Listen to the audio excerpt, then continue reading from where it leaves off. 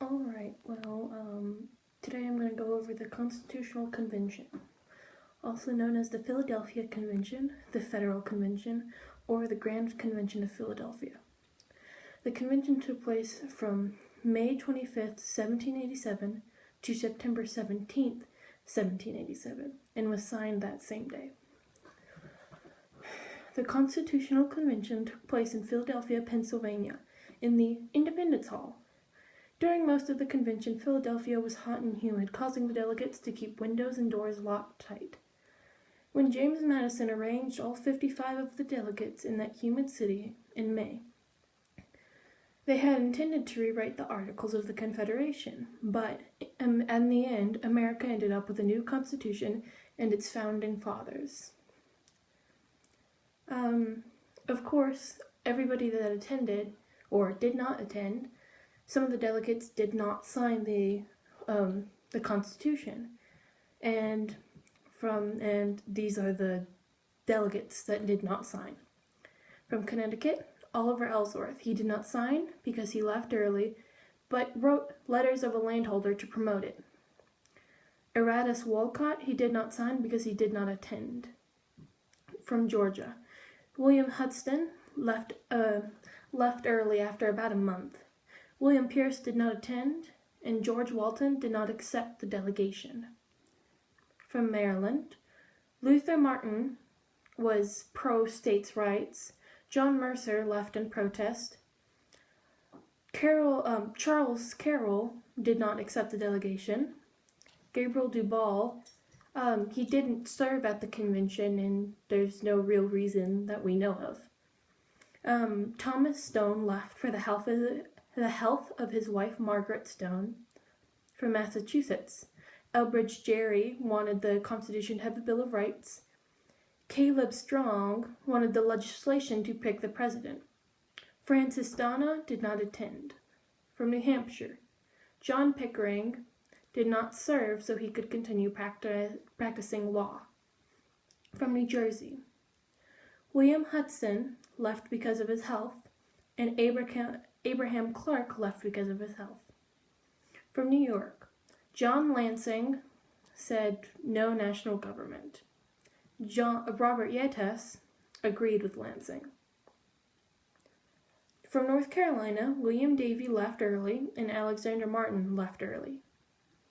From South Carolina, Henry Laurens did not accept the position. From Virginia, George Mason wanted it to have a Bill of Rights. James McClurg left early, so no division among the Virginian delegates. Edmund Randolph, I don't know what that says. From George Wythe left because of his wife's health. Patrick Henry feared for the rights of the states. Richard Henry Lee wanted it to have a Bill of Rights, and Thomas Nelson left because of his health. Now, of those that did sign, from Connecticut, William Samuel Johnson, Roger Sherman. From Delaware, George Reed, Gunning Bedford, Jr., John Dickinson, Richard Bassett, Jacob Broome. From Georgia, William Few, Abraham Baldwin. From Maryland, James McHenry, Daniel of St. Thomas Jennifer, Danielle Carroll. From Massachusetts, Nathaniel Gorman, Rufus King. From New Hampshire, John Langdon, Nicholas Gilman. From New Jersey, William Livingston, David Beerley, William Patterson, Jonathan Dayton. From New York, Alexander Hamilton.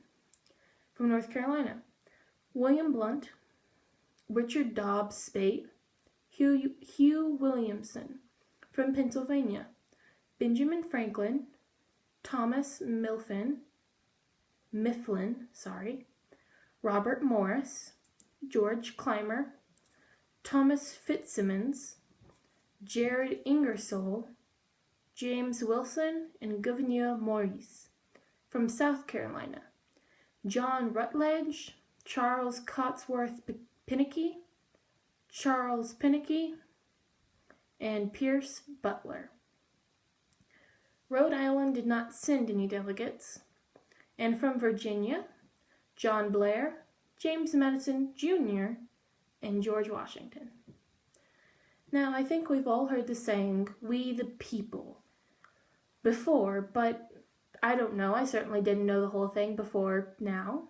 And what I would call the introduction of the Constitution, it states, "We the people of the United States, in order to form a more perfect union, establish justice, ensure domestic tranquility, provide for the common defense, promote the general welfare, and secure the blessings of liberty to ourselves and our prosperity, do ordain and establish this Constitution for the United States of America."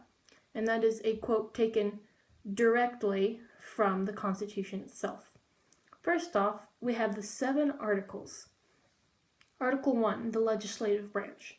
This article contains 10 sections, and here it creates Congress to make laws, then divides Congress into the Senate and the House of Representatives. Then they make rules for election of the Senate and the House of Representatives. And after that, they give powers to Congress and limits its powers to others. In the second article, it discusses the executive branch. It sets up rules for election, powers the president has and what they do not have, and how to impeach or overthrow them. In the third article, the judicial branch. This one decided on the Supreme Court, its jobs and powers, also including other federal courts. This also has the power of judicial reviews, and it defines treason. Article 4, the states. This article simply states that the states must get along and guaranteed them all a place in the Union. Article 5, making amendments. I'm going to go into the 10 original amendments because I feel like they're important. But the actual article explains how to add amendments, and now there are 22 instead of just 10. The First Amendment, freedom of speech, press, religion, assembly, and petition. This means if you don't like it, you can say your mind against it and not be scared to be killed or thrown in jail. The Second Amendment, the right to bear arms. This simply means that American citizens can own guns legally. The Third Amendment, citizens do not have to house soldiers. So that means nowadays if a soldier walked into your house and wanted a room in your bed, in your house, you could tell him no. The Fourth Amendment, no unreasonable search or arrest. And that would mean that they can't arrest you without a logical reason. The Fifth Amendment, no double jeopardy or no witness against yourself. This says that you can't be charged twice for the same crime. The Sixth Amendment, rights of accused in criminal cases. This means if you're in custody of the police, you have things you can still demand. Like, I know a very common one is a phone call. You get one phone call, I believe. The Seventh Amendment, trial by jury. This means if you commit a crime, you have the right to a trial by jury of citizens or judges. The Eighth Amendment, no excessive bail or cruel punishment. This means that the police cannot publicly hang you anymore or make it a $20,000 bail for stealing a bag of chips from a grocery store.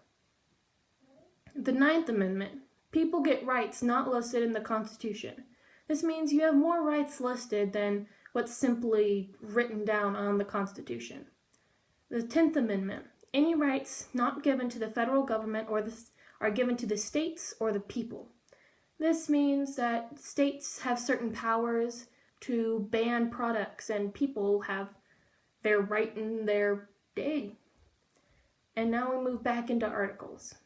Article 6, supreme law of the land. This states that the Constitution has the highest power or the supreme law of the land.